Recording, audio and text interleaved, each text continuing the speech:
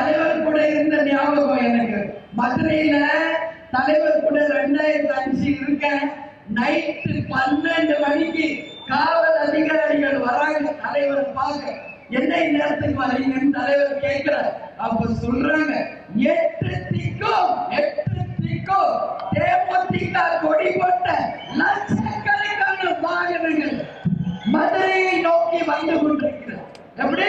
லட்சக்கணக்கான வாகனங்கள் மதுரையை நோக்கி வந்து கொண்டிருக்கிறது என்று அன்னைக்கு காவல்துறை அதிகாரிகள் தலைவர்கிட்ட சொல்றப்ப நான் பக்கத்துல தான் இருந்தேன்.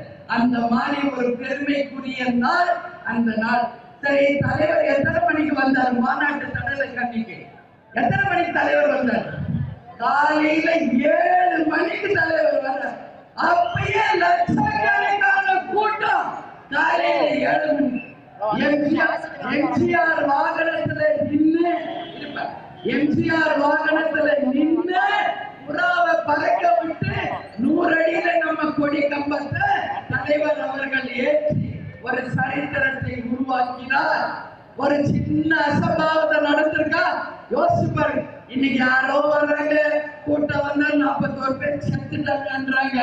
தலைவர் எத்தனையோ மாநாடுகள், ஒரு சின்ன அசம்பாவம் கூட இதுவரைக்கும் எங்கும் நடக்கல. அதுதான் கேப்டன். அதான் கேப்டன். வேட்டியம் அடிச்சு கட்டி இறங்குவாரு காலத்துல. ஒரு சின்ன சலசலப்பு வந்தா கூட வேட்டியம் அடிச்சு கட்டி இறங்குவாரு. இங்க இருந்தே சத்தம் போடுவாரு, யாரது அமைதியா இருந்தா எல்லாம் அமைதியா. அதுதான் ஒரு தலைமை, அதுதான் ஒரு தலைவர். ஆனா இன்னைக்கு இருக்கிறவங்க வாயே திறக்க மாட்டேங்கிறவங்க. அப்படி இருந்தா எப்படி? இல்லையா? அது தப்பு. ஆனால் தலைவர் அவர்கள் மிக சிறந்த முறையில நிர்வாகம். நடிகர் சங்க தலைவராக எப்படி இருந்தாரு? சிறந்த முறையில. நம்ம சிவாஜி சார் டெத் அன்னைக்கு பாத்தீங்களா, சிங்கம் மாதிரி சொல்லு அடிச்சு அந்த கூட்டத்தை கிளியர் பண்ணார். அவரே லாரி மேல ஏறி அந்த டெட் பாடியை எடுக்கிறார். இந்த ஒரு தலைவரை நம்ம பார்க்க முடியுமா? சொல்லுங்க, நம்ம பார்க்க முடியுமா நம்ம தலைவர் மாதிரி?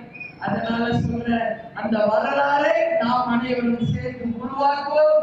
அந்த வெற்றியை தலைவருக்கு காணிக்கையாக்குவோம். அவர் காலடியில் அந்த வெற்றி கனிகளை சமர்ப்பிப்போம் என்று இந்த நல்ல நாளில் நாம் உறுதிமொழி ஏற்போம்.